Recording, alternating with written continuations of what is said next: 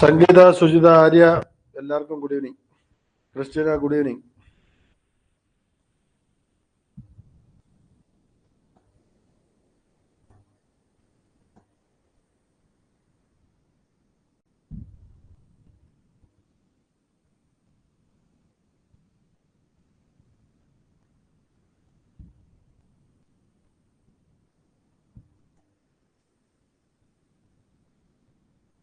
Good evening, good evening. Eldhose, Kukku, Christina, എല്ലാവർക്കും good evening കേട്ടോ.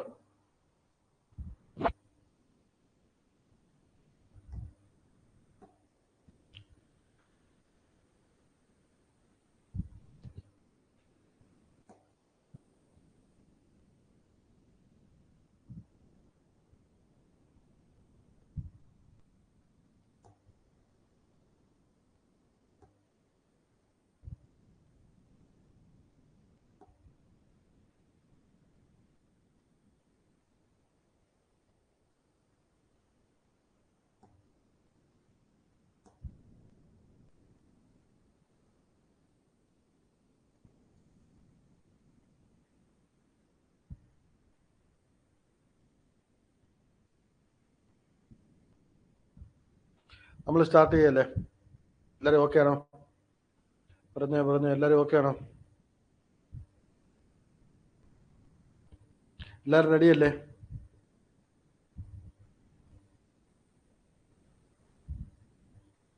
പറയൂ എല്ലാവരും.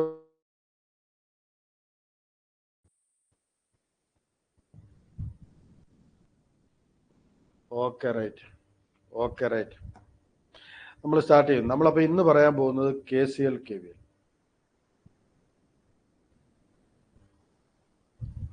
KCL and KVL.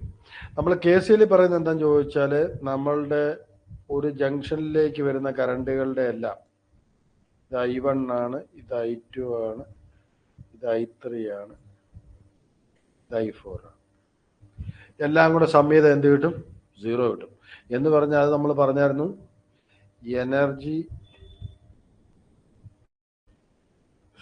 അല്ല, കൺസർവേഷൻ ഓഫ് ചാർജസ് ആണ്. അതേപോലെ നമ്മൾ പറഞ്ഞു, ഒരു മെഷീന് ചുറ്റുമുള്ള വോൾട്ടേജ് എന്ന് പറഞ്ഞാൽ 0 ആയിരിക്കും. അതെന്ന് പറഞ്ഞാൽ എന്താണ് പറയുന്നത്? KVL ആണ് പറയുന്നത്. KVL എന്ന് പറഞ്ഞാൽ ഒരു മെഷീന് ചുറ്റുമുള്ള വോൾട്ടേജുകളുടെ എല്ലാം സമം എന്ന് പറഞ്ഞാൽ 0 ആയിരിക്കും. അതെന്ന് പറയുന്നത് കൺസർവേഷൻ ഓഫ് എനർജിയാണ്. ഇതൊക്കെ ഓക്കെ ആണ് എല്ലാവർക്കും. അപ്പൊ നമ്മൾ ഇനി പറയുന്ന KCL പ്ലസ് ഓംസ് ലോ ആണ് nodal analysis. KVL plus Ohm's law ആണ് മെഷ് അനാലിസിസ്. ഓക്കെ ആണ് ഈ പറഞ്ഞു പോകുന്നത്. ഓക്കെ അല്ലേ? അപ്പൊ നമ്മൾ പറഞ്ഞു വന്നത് എന്താ ചോദിച്ചാൽ, ഒരു algebraic sum of all the current coming to the junction, ഒരു ജംഗ്ഷൻ എന്ന് പറയുന്നത് എന്തായിരിക്കും? 0 ആയിരിക്കും. അതേപോലെ algebraic sum of voltage across a mesh എന്ന് പറഞ്ഞാൽ എന്തായിരിക്കും? 0 ആയിരിക്കും. അപ്പൊ ഇത് രണ്ടുമാണ് KVL ഉം KCL ഉം. ഒന്ന് കൺസർവേഷൻ ഓഫ് ചാർജ് ആണ്, ഒന്ന് കൺസർവേഷൻ ഓഫ് എനർജി ആണ്. KCL പ്ലസ് ഓംസ് ലോ ആണ് nodal analysis. KVL plus Ohm's law ആണ് മെഷ് അനാലിസിസ്. അപ്പൊ നമ്മൾ ഇനിയും പറയാൻ പോകുന്നത് നമ്മുടെ അനാലിസിസിനെ കുറിച്ചാണ്. അപ്പൊ നമുക്കൊരു ഉദാഹരണം എടുത്ത് അങ്ങ് പറയാം. ഒരു വോൾട്ടേജ് സോഴ്സ് വെച്ചു, ഒരു റെസിസ്റ്റൻസോടെ വെച്ചു.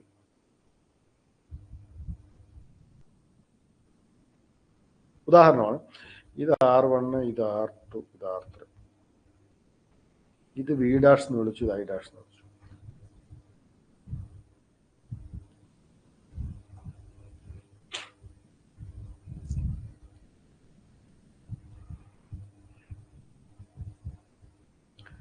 നമ്മൾ പറയട്ടെ. അപ്പൊ ആദ്യം നമ്മൾ പറയുന്നത് നോഡൽ അനാലിസിസ് ആണ്.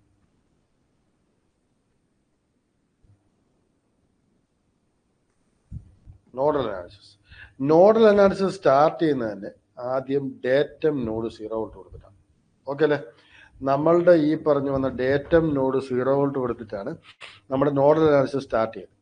അങ്ങനെയാണെങ്കിൽ ഈ പറയുന്ന ഒരൊറ്റ നോഡേ ഉണ്ടാവുള്ളൂ വോൾട്ടേജ്, അല്ലെങ്കിൽ ഒരു നോഡേ ഇവിടെ എക്സ്ട്രാ വരുന്നുള്ളൂ. കാരണം ഈ നോഡും ഇതും മാത്രമാണ് നോഡായിട്ട് വരുന്നത്. ഓക്കെ അല്ലേ?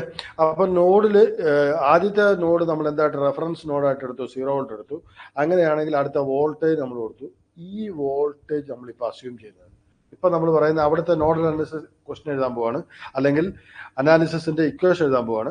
അപ്പൊ അതിന്റെ ഇക്വേഷൻ എഴുതുന്നതിന് മുന്നേ നമ്മൾ ആദ്യം അസ്യൂം ചെയ്യുന്നത് ഈ പറയുന്ന ഏത് നോഡാണ് എടുത്തേക്കുന്നത് അവിടുത്തെ വോൾട്ടേജ് ഹയർ ആയിട്ട് എടുക്കും.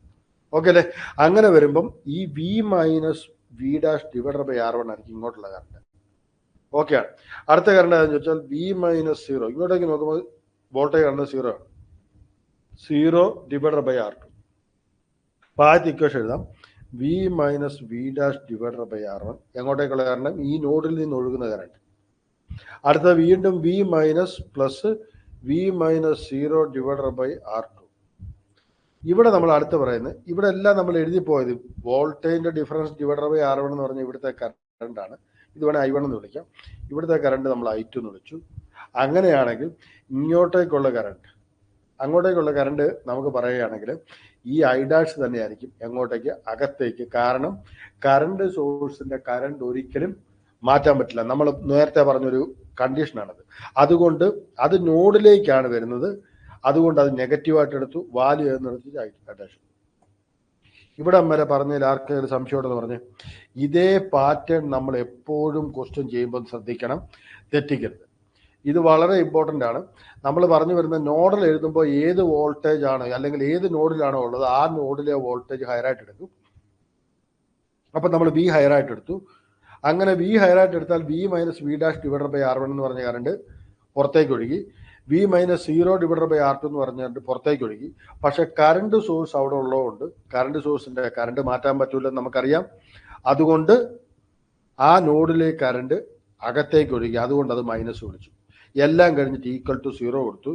ഇത് കഴിഞ്ഞാൽ നിങ്ങൾ ചെയ്യേണ്ട ഒരു കാര്യം എന്ന് വെച്ചാൽ R1നും R2നും കൊണ്ട് മൾട്ടിപ്ലൈ ചെയ്യുക, അല്ലെങ്കിൽ അതിന് പറ്റിയ ഒരു ടേം കൊണ്ട് മൾട്ടിപ്ലൈ ചെയ്യുക. ഉദാഹരണം പറഞ്ഞാൽ ഇതൊരു 5ഉം ഇതൊരു 10ഉം ആണെങ്കിൽ 10 കൊണ്ട് മൾട്ടിപ്ലൈ ചെയ്താൽ ഡിനോമിനേറ്റർ പാർട്ട് അങ്ങ് ഒഴിവായി. അല്ലെങ്കിൽ ഇപ്പോൾ ഇതൊരു 4ഉം ഇതൊരു 3ഉം ആണെങ്കിൽ, ഇതൊരു 4ഉം ഇതൊരു 3ഉം ആണ് ഡിനോമിനേറ്റർ ഉള്ളതെങ്കിൽ നമുക്ക് എന്ത് ചെയ്യാം, ഒരു 12 വോൾട്ട് മൾട്ടിപ്ലൈ ചെയ്യാം. വിത്തിൻ സെക്കൻഡ് നമുക്ക് ആൻസർ വരും. അപ്പൊ ഡിനോമിനേറ്റർ ഒഴിവാക്കുന്ന കാര്യത്തോട് ഓർത്തേക്കുക. ക്ലിയർ അല്ലേ? അപ്പൊ നോഡൽ അനാലിസിസ് ചെയ്യുന്നതിൽ ആർക്കെങ്കിലും സംശയം ഉണ്ടെന്ന് പറഞ്ഞ് ഇത് ഓക്കെയാണോ? നമ്മൾ ആകെ പറഞ്ഞ ഒരു കാര്യം പറയട്ടെ, 3 ഇക്വേഷനെ ഓർത്ത് വെക്കാൻ പറഞ്ഞിട്ടുള്ളൂ. ഒന്ന് റെസിസ്റ്റൻസിന്റെ അകത്തുള്ള കണ്ടീഷൻ പറഞ്ഞു. 10 വോൾട്ടേജ് ആണ് 2 ഓമിന് അക്രോസ് കൊടുക്കുന്നെങ്കിൽ 5 ആമ്പർ ഒഴുകുന്നുണ്ടെന്ന് പറഞ്ഞു. 5 ആമ്പർ ഒഴുകുന്നുണ്ടെങ്കിൽ 2 ഓമിൽ ഒഴുകുന്നുണ്ടെങ്കിൽ അക്രോസ് എത്ര വോൾട്ട് വന്നേ പറ്റുള്ളൂ? 10 വോൾട്ട് വന്നേ പറ്റുള്ളൂ. അതായിരുന്നു ആദ്യം നമ്മൾ ഓംസ് ലോയെ കുറിച്ച് പറഞ്ഞത്. അടുത്ത് നമ്മൾ പറഞ്ഞ കറണ്ട് സോഴ്സിന്റെ കറണ്ട് മാറ്റാൻ പറ്റില്ല, അതിന് അക്രോസ് വരുന്ന വോൾട്ടേജ് എന്തുവാകാം. അതേപോലെ വോൾട്ടേജ് സോഴ്സിന്റെ വോൾട്ടേജ് മാറ്റാൻ പറ്റില്ല, പക്ഷെ അതിൻ്റെ അകത്തുള്ള കറണ്ട് എന്തുവാകാം. എല്ലാവർക്കും ഓക്കെയാണ്. അപ്പൊ ഈ പറഞ്ഞ നോഡൽ അനാലിസിസ് ചെയ്യുന്ന സമയത്ത് ആദ്യം ചെയ്യേണ്ടത് ഡേറ്റം അല്ലെങ്കിൽ ഗ്രൗണ്ട് നോഡ് 0 ആക്കണം. എന്നിട്ട് നമ്മൾ റെഫറൻസ് ഏത് നോഡിലാണ് എടുക്കുന്നത് ആ reference with respect to reference വോൾട്ടേജിന്റെ വോൾട്ടേജ് എടുത്തു. ആ വോൾട്ടേജ് ഹയർ ആയിട്ട് അസ്യൂം ചെയ്തു. അതുകൊണ്ട് അതിൽ നിന്ന് എല്ലാ കറണ്ട് ഒഴുകുന്നതായിട്ട് അസ്യൂം ചെയ്തു. അപ്പൊ V minus V dash divided by R1 ആദ്യത്തെ കറണ്ട് കിട്ടി. V minus 0 divided by R2 അടുത്ത കറണ്ട് കിട്ടി. കറണ്ട് സോഴ്സ് അവിടെ ഉള്ളതുകൊണ്ട് കറണ്ട് സോഴ്സിന്റെ ഡയറക്ഷനും മാറ്റാൻ പറ്റാത്തതുകൊണ്ട് minus I dash is equal to 0 എന്ന് കിട്ടി. എല്ലാവർക്കും ഓക്കെയാണ്. എന്നിട്ട് R1 R2 കൊണ്ട് നമ്മൾ മൾട്ടിപ്ലൈ ചെയ്തു. ഡിനോമിനേറ്റർ പാർട്ട് ഒഴിവാകും. ആൻസർ വിത്തിൻ സെക്കൻഡ് നമുക്ക് ആൻസർ കിട്ടും. എല്ലാവർക്കും ഓക്കെ അല്ലേ? ക്ലിയർ ആണ്. ഇതേ ക്വസ്റ്റ്യൻ തന്നെ നമ്മൾ വീണ്ടും പറയുന്നു, മെഷ് അനാലിസിസ്.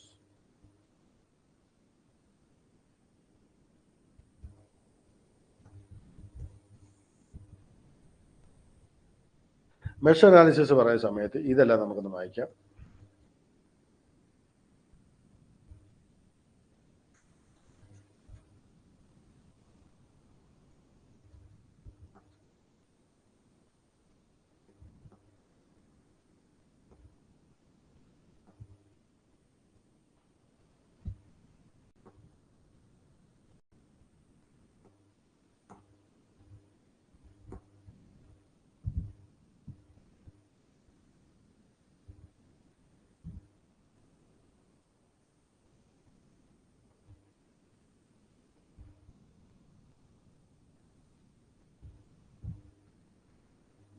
ഈ ഇക്വേഷൻ അങ്ങ് വായിച്ചേക്കാം.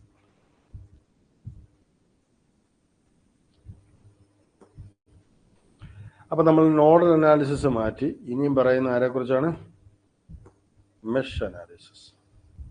അപ്പോൾ ആദ്യം നമ്മൾ ചെയ്യുന്നത് എന്താണെന്ന് ചോദിച്ചാൽ മെഷുകളുടെ കറണ്ട് നമ്മൾ ഡിഫൈൻ ചെയ്യുന്നു. I1 ആൻഡ് I2 രണ്ടും ക്ലോക്ക് വൈസ് തന്നെ എടുത്തു.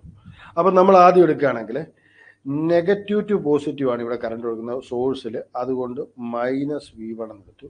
അല്ലെങ്കിൽ V1 എന്നല്ല V' എന്ന് എടുത്തു. എപ്പോഴും ഇപ്പോൾ നമ്മൾ ഒരു കാര്യം പറയുന്നു, ഏത് മെഷിലാണോ നമ്മൾ കറണ്ട് നോക്കുന്നത് അല്ലെങ്കിൽ നമ്മുടെ ഇക്വേഷൻ എഴുതാൻ നോക്കുന്നത് അതിലെ കറണ്ട് ഹയർ ആയിട്ട് എടുക്കും. മുമ്പേ നമ്മൾ ഏത് നോഡിലാണോ വോൾട്ടേജ് നമ്മൾ അസ്യൂം ചെയ്യുന്നത് അത് ഹയർ ആയിട്ട് എടുത്തു എന്ന് പറഞ്ഞ പോലെ ഇവിടെ I1 എന്ന് പറഞ്ഞ കറണ്ട് അല്ലെങ്കിൽ ആദ്യത്തെ മെഷാണ്. I1 എന്ന് പറഞ്ഞ മെഷാണ് നമ്മൾ, അല്ലെങ്കിൽ I1 എന്ന് പറഞ്ഞ കറണ്ടാണ് അവിടെ അസ്യൂം ചെയ്തേക്കുന്ന ആദ്യത്തെ മെഷിൽ. അതുകൊണ്ട് തന്നെ ആ കറണ്ട് ഹയർ ആയിട്ട് എടുത്തു. അപ്പം നെഗറ്റീവ് ടു പോസിറ്റീവ് ഉള്ള V' -V' എന്ന് എടുത്തു. പോസിറ്റീവ് ടു നെഗറ്റീവ് മാത്രമേ കറണ്ട് പോസിറ്റീവ് ആണെങ്കിൽ പോസിറ്റീവ് ടു നെഗറ്റീവ് മാത്രമേ ഒഴുകുള്ളൂ. അതുകൊണ്ട് നമുക്ക് ഡയറക്ഷൻ എന്ത് വരും? +I1 R1. ക്ലിയർ ആണെന്ന് വിശ്വസിക്കുന്നു. ഇവിടുത്തെ കറണ്ട് I1 ഇങ്ങോട്ടും I2 മുകളിലോട്ടുമാണ്. അതുകൊണ്ട് +I1 - I2 capital into R2 = 0. ഇത് ഓക്കെയാന്ന് വിശ്വസിക്കുന്നു. ആർക്കെങ്കിലും സംശയമുണ്ടോ? ക്ലിയർ അല്ലേ പറഞ്ഞു വന്നേ?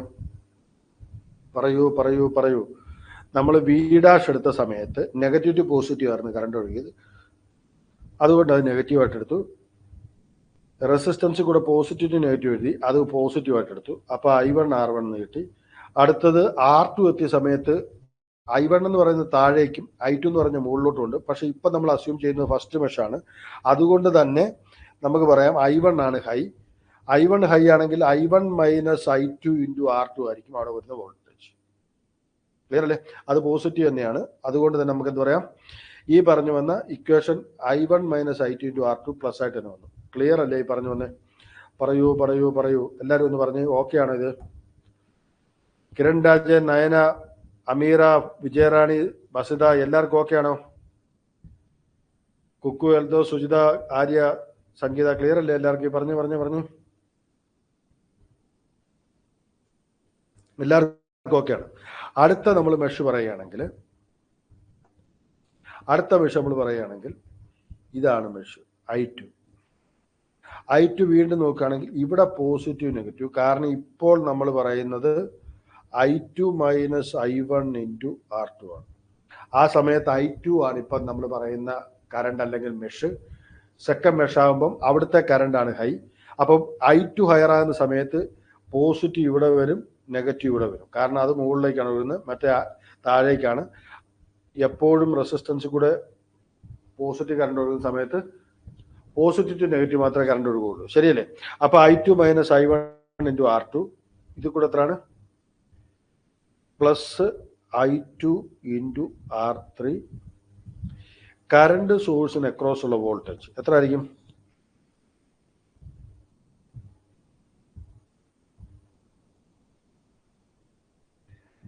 കറണ്ട് സോഴ്സിലെ കറണ്ട് ഡയറക്ഷൻ മാറ്റാൻ പറ്റില്ല എന്നല്ലേ സാർ? അപ്പോൾ ഡയറക്ഷൻ മുമ്പേ നമ്മൾ പറഞ്ഞ നെഗറ്റീവ് എടുത്തല്ലോ. കാരണം മുമ്പത്തെ ക്വസ്റ്റ്യൻ ആണോ എൽദോസ് പറയുന്നത്? എൽദോസ് പറയുന്ന കേസിൽ മുമ്പത്തെ കേസിൽ നമ്മുടെ കറണ്ട് മുകളിലേക്കല്ലേ, നമുക്ക് ആക്ച്വലി ആ നോഡിൽ നിന്നല്ലേ കറണ്ട് ഒഴുകേണ്ടത്. അതുകൊണ്ടാണ് നെഗറ്റീവ് എടുത്തത്. ഡൗട്ട് ഉണ്ടോ എൽദോസെ? പറഞ്ഞേ. എൽദോസെ ക്ലിയർ ആണോ പറഞ്ഞു വന്ന്? മുമ്പത്തെ ക്വസ്റ്റ്യനിൽ നമ്മൾ V എന്ന് പറഞ്ഞൊരു വോൾട്ടേജ് എടുത്ത് നോഡില്, ശരിയല്ലേ? ആ നോഡിലെ കറണ്ട് പുറത്തേക്കാണ് ഒഴുകുന്നത്. എപ്പോഴും പുറത്തേക്ക് വേണം ഒഴുകാൻ. അങ്ങനെയാണെങ്കിൽ പോസിറ്റീവ് എടുക്കാൻ പറ്റുള്ളൂ. കാരണം അവിടുത്തെ വോൾട്ടേജ് ആണ് ഹയർ. പക്ഷെ ഇവിടുത്തെ കറണ്ട് സോഴ്സ് ആയതുകൊണ്ട് ആ കറണ്ടിന്റെ ഡയറക്ഷൻ മാറാത്തതുകൊണ്ട് കറണ്ട് നോഡിലേക്ക് ഒഴുകി. ക്ലിയർ ആണോ എൽദോസെ? അതുകൊണ്ട് അത് നെഗറ്റീവ് I' നിർത്തും. സംശയമുണ്ടോ? മുമ്പ് എഴുതിയില്ല ഇക്വേഷൻ? പറഞ്ഞു എൽദോസെ.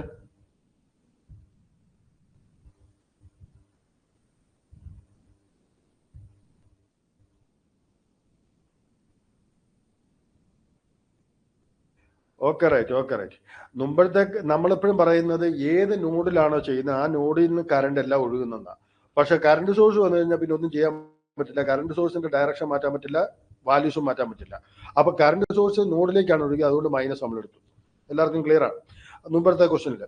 ഇപ്പോഴത്തെ കേസിൽ എന്താ ചോദ്യം ചോദിച്ചാൽ, സെക്കൻഡ് മെഷ് എടുത്ത സമയത്ത് I2 minus I1 into R2 എടുത്തു, അത് ഓക്കെയാണ്, പോസിറ്റീവ് നെഗറ്റീവ് കാണിച്ചു. I2 ഇൻറ്റു R3 എടുത്തു, അതും കാണിച്ചു. ഇതിന് അക്രോസ് വരുന്ന വോൾട്ടേജ്, ഏതിന് അക്രോസ്? ഇതിന് അക്രോസ് ഒരു വോൾട്ടേജ് വരുന്നുണ്ട്. ആ വോൾട്ടേജ് എന്താണ്? നമുക്ക് പ്രെഡിക്റ്റബിൾ അല്ല. വളരെ ഇമ്പോർട്ടൻ്റ് ആണ് ഇവിടെ ചർച്ച ചെയ്ത് വരുന്നത്. നമ്മളുടെ ഈ കേസിൽ ഇവിടെ വരുന്ന വോൾട്ടേജ് നമുക്ക് പ്രെഡിക്റ്റബിൾ ആണോ? അല്ല. അങ്ങനെ വരുമ്പോൾ നമുക്ക് പറയാം VI' എന്ന് വേണം വിളിക്കാം. കാരണം നമ്മൾ ഇന്നലെ പറഞ്ഞായിരുന്നു, കറണ്ട് സോഴ്സിന് അക്രോസ് ഉള്ള വോൾട്ടേജ് പ്രെഡിക്റ്റബിൾ അല്ല. അത് കണ്ടുപിടിക്കണം എന്നുണ്ടെങ്കിൽ സർക്യൂട്ട് മുഴുവൻ സോൾവ് ചെയ്തേ പറ്റുള്ളൂ. അപ്പൊ നമുക്കൊരു പുതിയ വേരിയബിളിന്റെ വന്നു, മൈനസ് പോസിറ്റീവ് നെഗറ്റീവ് ഇങ്ങനെ എടുക്കുന്നുണ്ട്, പ്ലസ് എന്ന് തന്നെ എടുക്കാം. VI' is equal to 0. ആ VI' എടുക്കാൻ കാരണം കറണ്ട് സോഴ്സിന് അക്രോസ് വരുന്ന വോൾട്ടേജ് പ്രെഡിക്റ്റബിൾ ആണോ? അല്ല. ഇത് ക്ലിയർ അല്ലേ? എന്നാൽ ഇനി ഒരു കാര്യം പറയാം, ഇവിടുത്തെ കറണ്ടിന്റെ വാല്യൂ I' ആണ്. ഇവിടുത്തെ കറണ്ട് പറഞ്ഞിരിക്കുന്നത് ഈ മെഷിൽ I2 ആണ്. അതുകൊണ്ട് I2 എന്ന് പറഞ്ഞാൽ നമുക്ക് എന്ത് പറയാൻ പറ്റും? മൈനസ് I' ആണ്. ഇത് 3 ഇക്വേഷനും ക്ലിയർ ആണോ? Equation number 1, equation number 2, equation number 3. ഇവിടെ ഒരു വേരിയബിൾ എക്സ്ട്രാ വന്നെങ്കിലും ഈ പറയുന്ന ഇക്വേഷനോടെ വന്നപ്പോഴത്തേക്ക് നമുക്ക് സോൾവ് ചെയ്യാൻ പറ്റും.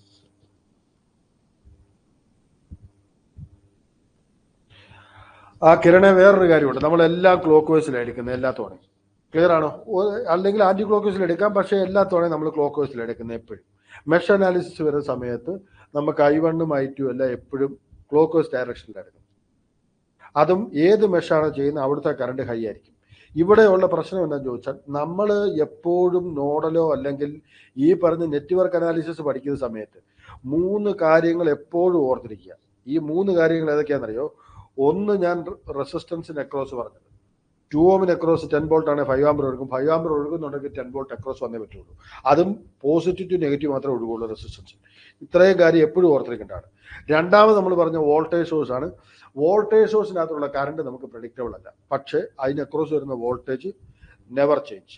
ആ പറഞ്ഞ ഡയറക്ഷനോ ഈ പറയുന്ന വാല്യൂയോ ചേഞ്ച് ചെയ്യില്ല.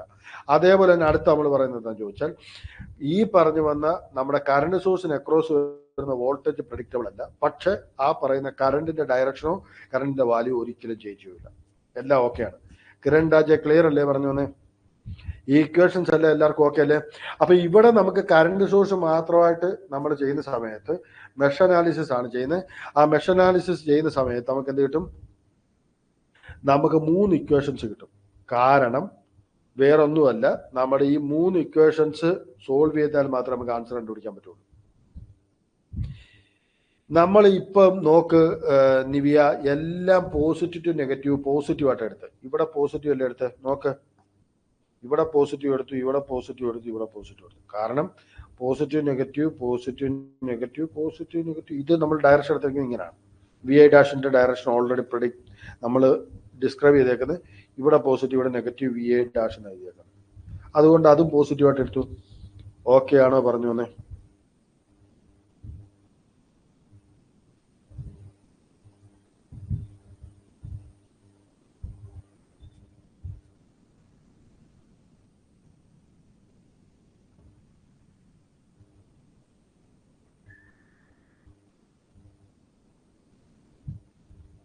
പറയൂ പറയൂ പറയൂ, എല്ലാവർക്കും ഓക്കെ ആണോ?